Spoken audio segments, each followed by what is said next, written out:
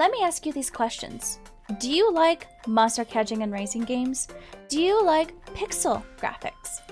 Do you like the 80s? Then do I have the game for you.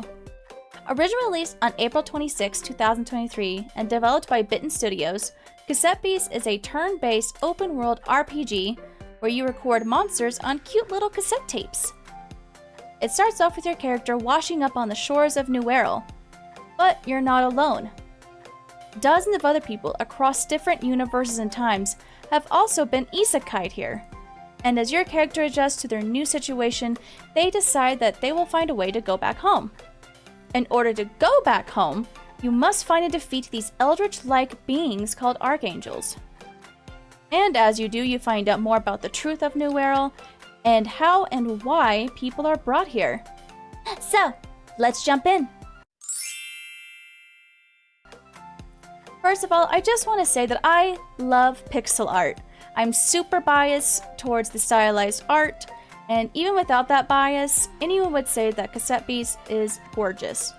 Cassette Beast uses 2D assets in a 3D world and makes New World have more depth and immersion. Some beasts hide around corners to ambush you, objects can be found right behind parts of the landscape. There are moments where the 2D, 3D mixture is a little awkward.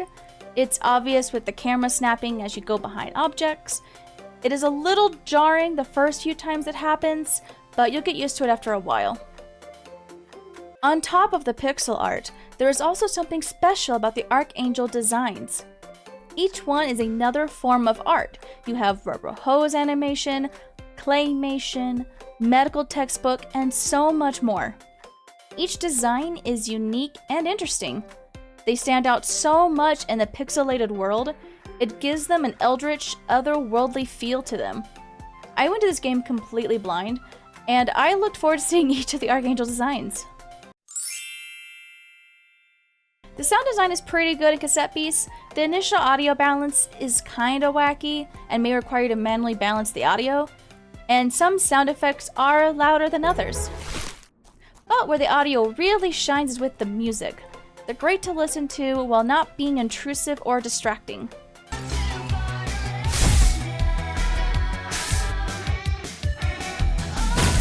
I think the coolest use of music was in Fall Down Mall.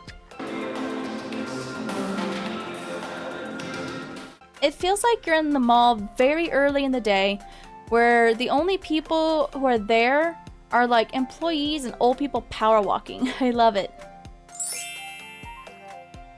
Cassette Beast plays pretty similar to most monster catching and raising games. Instead of outright catching beasts, you instead record them on cassette tapes. And at the start of each battle, you and your companion turn into these beasts. How? It's magic. Don't question it. The battles are turn-based like you would expect. There are typings similar to Pokemon, but matchups matter more. Additional effects can apply depending on if it's a good matchup or a bad one. You can debuff your enemies or give them a buff instead, or change their typing entirely. There are 14 types in total, including ones such as Plastic, Beast, Astral, and Glitter. It takes some time to learn the matchups and what's good against what. Luckily, the game does provide a type chart in your items bag, so that's pretty handy. Take notes, Game Freak. I just learned that Steel is super effective against Ice. And I've been playing this game for 20 years! The battles are pretty fun. And with the different typings and effects, you have to think a little more. Some effects are battle enders if you're not too careful and will just outright kill your beast. The Archangel fights are especially good. Each one is unique and you have to learn their special mechanic in order to defeat them. They're not particularly difficult, just require some thinking. Now, some of the negatives. Autosaving is your enemy. The game autosaves a lot. It saves each time you sit at a campfire, every time you enter or leave a building. I recommend turning it off unless you're just bad at remembering to save. But otherwise, I've had some frustrating moments where I saved in front of the boss, but after getting my butt handed to me, I ended up back at the clinic in town. The game saves as you wake up, so I had to restock on supplies and make my way back to the dungeon. Another part of the game that doesn't shine very well is the platforming. For a game that isn't a platformer, there is quite a bit of platforming. Nothing is game-breaking, but I had a lot of frustration myself. Luckily, the iffy platforming doesn't take that much away from the game itself. Now, my biggest letdown for the game, the post-game. After you complete the 2 major quests, the post-game begins. I found the subplot interesting enough, but to advance the subplot, you have to fulfill the Ranger Board's random quests a lot.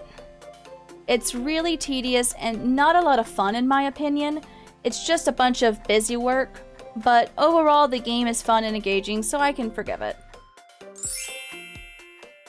Cassette is a fun monster catching and raising game that has a great soundtrack, lovely graphics, and unique monster designs.